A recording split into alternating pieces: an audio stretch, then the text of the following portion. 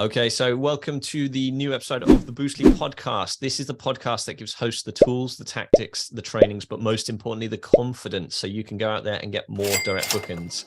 My name's Liam Carolan and I'm Mark Simpson's co-host. Today, we are going behind the host. This is the mini-series on the Boostly podcast where we dive into successful and interesting short-term rental hosts and their business so we can ask lots of questions, extract all those juicy answers that you may be able to take and implement some of these ideas into your own business as a host yourself. So today we're going behind the host with Rich Summers. He's from excelsiusstays.com and his investment arm of his business is summercapital.com. So you can go and check those out. We'll dive into Rich's business and we can sort of chew the fat.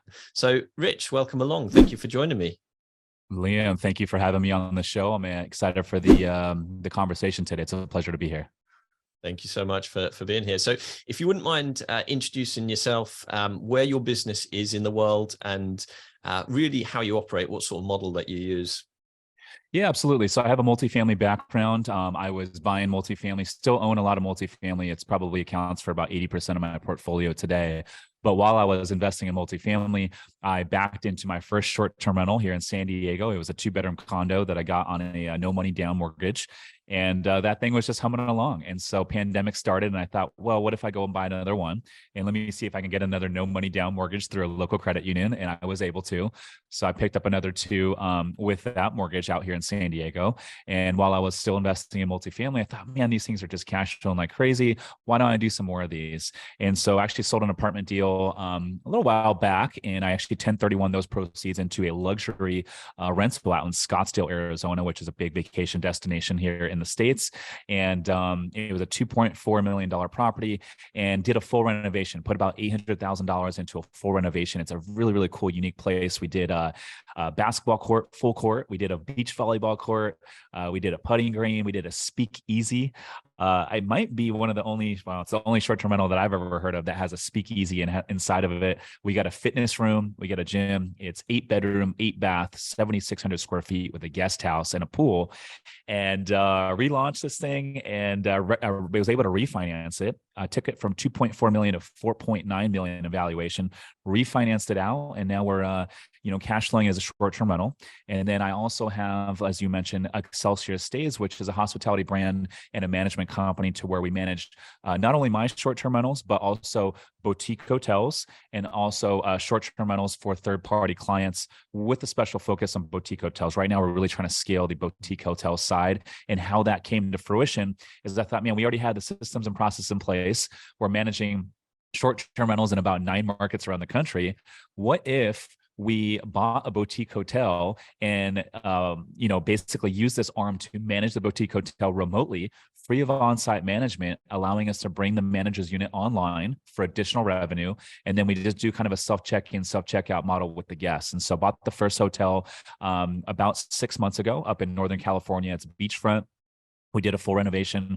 We just relaunched it, and we're actually managing another hotel in Oregon for a third-party owner. And we're actually under contract right now on a 24-unit boutique hotel here in downtown San Diego, about 6 blocks from our office. So that's kind of my story in a nutshell on what we do. That's amazing. And I mean, we'll go off piste a little bit and just say, why boutique hotels at the moment? Why are boutique hotels so popular? Why are guests loving them? And what is the attraction from an investor's point of view? Yeah, well, I think right now in the U.S., you're seeing a lot of heavy regulation in a lot of different markets around the country and how it pertains to short-term rentals. And so as these markets extend or increase their regulations, it's going to bring more demand to those who can legally operate. So boutique hotels are going to benefit from this model, but also when you go buy a single-family house here in the States, and no matter how you operate it in terms of short-term rental income, you're not really increasing the valuation of the property because it's not valued like commercial real estate. So on the flip side, boutique hotels is commercial real estate. So they're valued based on the income approach. So I know if we can go in and buy a tired but well-located boutique hotel and renovate the entire property and bring in good management operations, we can really drive or force the appreciation, which I love, which allows us to refinance money out or sell for a profit. And it gives us a lot of different options that you don't get with the single family model. That makes sense. That definitely makes sense. So I definitely want to dive into some of the management and operations. But before we do, take me back. What did you do before you got the hospitality bug, or the, I should say, the real estate bug? What did you do before, and what you do now?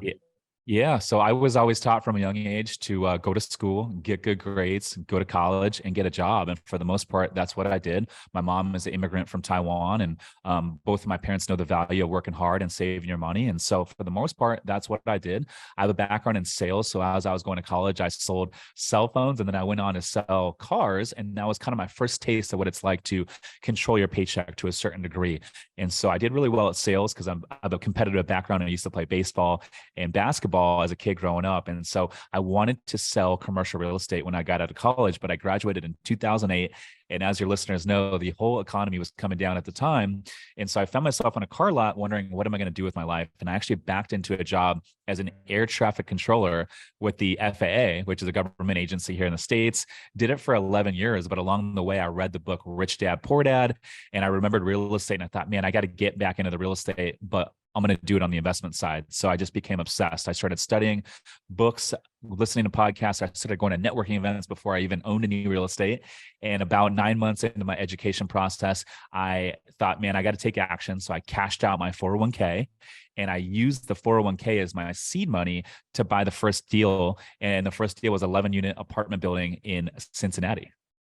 Nice, nice. That is, that book is the classic, isn't it? It is the go-to, which sparks so many people's journeys, which is amazing to see. So how did you find the first one? What did you do? What did you look for, I guess? So for people listening, a lot of our audience will be newer short-term hosts, or maybe not quite as far into the journey.